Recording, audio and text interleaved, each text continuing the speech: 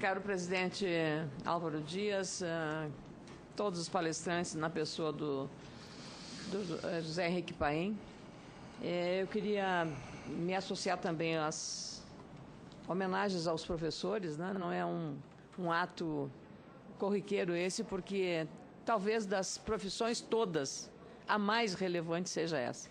Porque, diferente das outras profissões, essa molda o caráter, a formação das pessoas. E eu sou normalista, eu sou do tempo do curso normal também, então, que bom. Eu fiz o curso normal, lecionei, fiz o estágio e realmente vivi essa grata experiência de mudar as pessoas. Então, no interior do Rio Grande do Sul, em Lagoa Vermelha, eu pude ver e a retribuição de ver o crescimento de um aluno para a família, a modificação de uma criança e a família reconhecendo isso nas suas atitudes é extremamente gratificante. Talvez a recompensa maior, tanto quanto o salário que a gente tem, quando temos o compromisso com aquele ofício que eu diria é um sacerdócio. Então, aqui estão duas professoras, uma colega senadora professora também. Todos nós fomos influenciados por elas. Hoje, inclusive, a minha melhor professora de português, né, ainda está viva lá em Caxias do Sul, a Maria San Martins, um abraço para ela. Todos os temas abordados aqui são relevantes. Eu só queria fazer um registro, presidente Álvaro Dias, da posição da Leusinete, que eu tive a oportunidade de assistir todo, de dizer que, de fato, o desafio da educação é tão sério que nós não podemos imaginar que só o setor público pode sozinho fazer isso. Então, eu acho essa sua colocação pelo Concede é extremamente valiosa. Não ter preconceitos. O que não está certo tem que corrigir, o que pode aperfeiçoar. E parcerias, a junção de esforços, a união de esforços para melhorar a questão do ensino. Me preocupou também a evasão, 9% da evasão de matrículas e o aumento no setor. Então, vários fatores tem aí, a gente não precisaria nem alinhar. Mas vou me concentrar apenas numa questão, presidente Álvaro Dias, porque tudo que nós falamos aqui tem uma questão que eu sou demandada, acho que todos os senadores são, sobre a questão relacionada à Meta 4. A Câmara dos Deputados aprovou esse texto no seu caput da Meta 4. Universalizar para a população de 4 a 17 anos o atendimento escolar aos alunos com deficiência, transtornos globais do desenvolvimento e altas habilidades ou superdotação, preferencialmente na rede regular de ensino, garantindo o atendimento educacional especializado em salas de recursos multifuncionais, classes, escolas ou serviços especializados, públicos ou comunitários, nas formas complementar e suplementar em escolas ou serviços especializados, públicos ou conveniados. Isso foi o que a Câmara deliberou.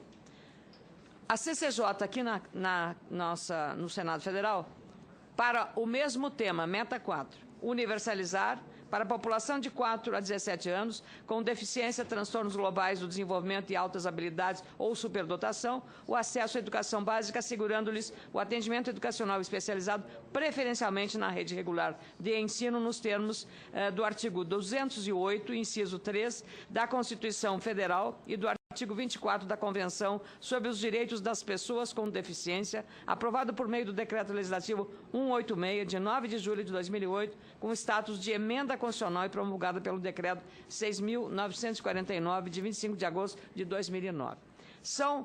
Parece aparentemente sutil diferença em relação a isso. Tenho duas posições aqui, e essa é a questão para o doutor Henrique Paim. Se podemos compatibilizar as duas, que me parecem absolutamente legítimas. Da APAE, Associação de Pais e Amigos dos Excepcionais.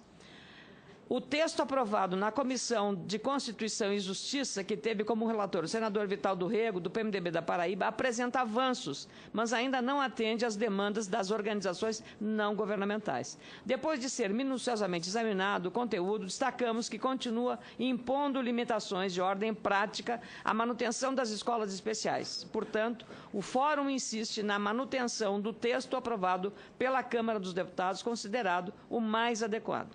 O texto da Câmara contempla os elementos essenciais para a garantia do direito à educação da pessoa com deficiência intelectual e múltipla, com a educação escolar, o atendimento educacional especializado, preferencialmente na rede regular de ensino, escolas, classes, salas de recursos multifuncionais, evidenciando assim a existência de duas escolas, a comum e a especial. Garante igualmente a educação dos surdos em escolas e classes bilíngues e em instituições inclusivas. A posição da APAE, que eu acabo de ler, do presidente Célio Mariucci. Aqui crianças com síndrome de Down aprendem mais em escolas, mais e melhor em escola regular de ensino. Todas as pessoas com síndrome de Down que chegaram à faculdade no Brasil estudaram em escolas comuns da rede regular de ensino. O mais amplo estudo sobre o tema, conduzido em 1987 a 1999 pelo Reino Unido e atualizado em 2006, acompanhou o aproveitamento escolar de 2 grupos de 90 crianças com síndrome de Down. O primeiro grupo em escola regular e o segundo em escola especializada. O resultado do estudo demonstra que crianças com síndrome de Down aprendem mais e melhor em ambiente inclusivo, sobretudo em áreas essenciais à independência funcional do indivíduo, como comunicação oral e escrita e habilidades acadêmicas, incluindo leitura, escrita e aritmética. Com base nos resultados desse estudo e em respeito à Convenção sobre os Direitos das Pessoas com Deficiência das Nações Unidas, incorporada ao ordenamento jurídico brasileiro com equivalência da Emenda Constitucional, o Decreto-Lei número 6.949 de 2009, o Fórum Nacional de Educação Inclusiva e a Federação Brasileira das Associações de Síndrome de Down defendem a educação universal para pessoas com deficiência, transtornos globais do desenvolvimento e altas habilidades, superdotação e escola comum da rede regular de ensino. Nesse contexto, à frente, a Federação defende a redação original da Meta 4 do Plano Nacional de Educação, deliberada pelo CONAI em 2010 e acolhida pelo senador Pimentel. Eu quero saber, então, simplesmente do doutor Paim, se é possível compatibilizarmos as duas demandas de modo a atender os dois setores. Acho que, se esse caminho for possível, penso que é a questão mais adequada para o país. Em relação à senadora Ana Amélia, né, minha conterrânea, eu queria dizer que nós achamos, né, que esse texto que chegou até aqui a Comissão de Educação vai um pouco nessa direção, sim, de compatibilizar, né, porque nós acreditamos fortemente na inclusão educacional. Né? A inclusão educacional é o caminho que nós temos, né, e os dados demonstram isso, para que nós possamos fazer uma inclusão cada vez maior das pessoas com deficiência no sistema educacional, tanto na educação básica quanto na educação superior. Né? Agora, o papel que tem o atendimento educacional especializado, ele pode sim ser compartilhado entre o ensino regular, né, especialmente na escola pública, e as instituições especializadas. É possível sim fazer isso. Né? Então, eu acredito que nós podemos discutir, aprofundar e chegar a essa compatibilização, mas sempre mantendo o princípio da inclusão, que é o princípio previsto na Constituição brasileira, né, e que é o previsto na própria Convenção da ONU, que já foi referida aqui. Presidente, só dentro dessa mesmo raciocínio, e tomando o ponto de partida da educação infantil levantado pela senadora Ângela Portela, esse professor é um professor também que precisa de uma formação adequada para isso. E acumular, no caso do ensino regular, é uma sobrecarga.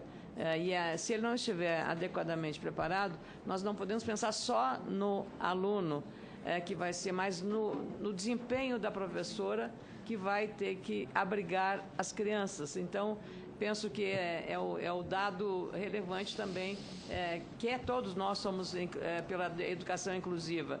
Os dados aqui do caso da síndrome de Down, sim, mas os outros, com deficiências diferentes dessa, têm uma outra, digamos, um outro comportamento e requer do professor uma atitude adequada para que não seja, digamos, fragilizada a educação dessa criança, e, em vez de haver a inclusão, haver a exclusão por um processo de rejeição dessa criança especial numa escola regular.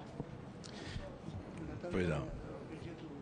Que essa questão da formação continuada, né, que há um esforço já nessa direção, mas ele realmente tem um papel importante para que a gente consiga preparar a escola para ela receber esses estudantes com deficiência, né? Agora, eu acho que ele é um esforço, na verdade, muito grande que o país tem que fazer, né?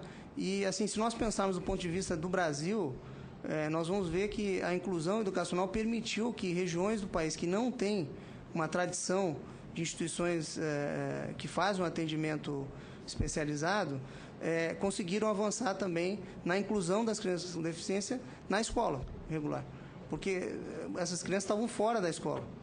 Porque lá não existe uma tradição, né, especialmente no norte, no nordeste do país, de atendimento especializado. Então, o que promoveu essa inclusão nos últimos anos foi justamente a existência de uma rede regular, né, que conseguiu avançar em termos de inclusão. Então, acho que é um esforço importante e agradeço aí a sua manifestação.